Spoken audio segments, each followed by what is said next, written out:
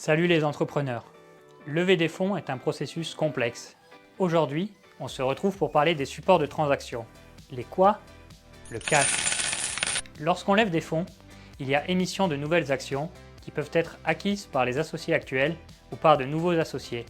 Il en existe plusieurs formats. Tout d'abord, les actions nouvelles. Le moyen le plus simple. On émet une action d'une valeur X pour entrer au capital.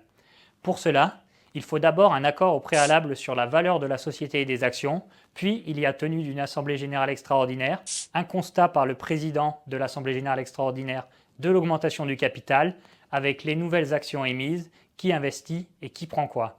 Le procès-verbal de cette assemblée générale extraordinaire est accompagné de bulletins de souscription d'actions où les investisseurs déclarent qu'ils vont investir X euros pour X actions.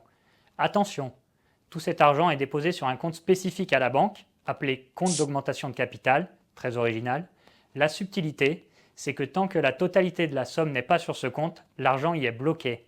Et comme tout le processus est encadré juridiquement, cela peut prendre du temps. Il faut donc avoir les reins solides pour éviter les déconvenues.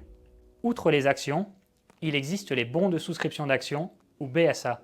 Contrairement aux actions, que l'investisseur acquiert de suite, le BSA lui permet d'investir à un prix donné sur une période donnée.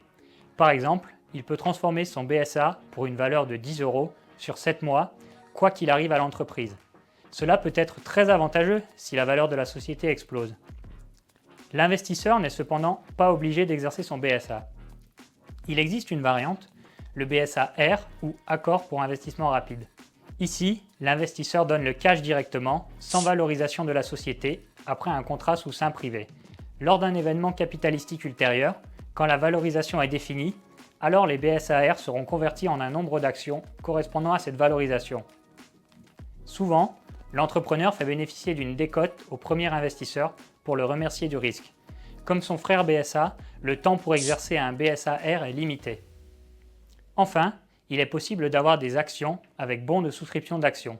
À chaque action nouvelle est attaché un bon de souscription d'actions qui peut être exercé dans un délai prédéfini, comme nous venons de le voir. Un autre mode d'investissement est l'obligation. Point besoin ici d'ouvrir son capital social pour recevoir les fonds. Toutefois, une dette est générée auprès de l'investisseur avec taux d'intérêt annuel, le tout encadré par contrat. Enfin, à mi-chemin entre l'obligation et l'action, on trouve l'obligation convertible.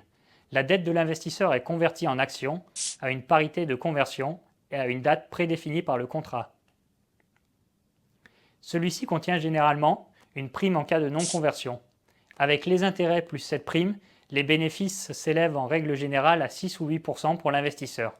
Cependant, en cas de non-atteinte des objectifs, le fondateur peut perdre le contrôle de son entreprise.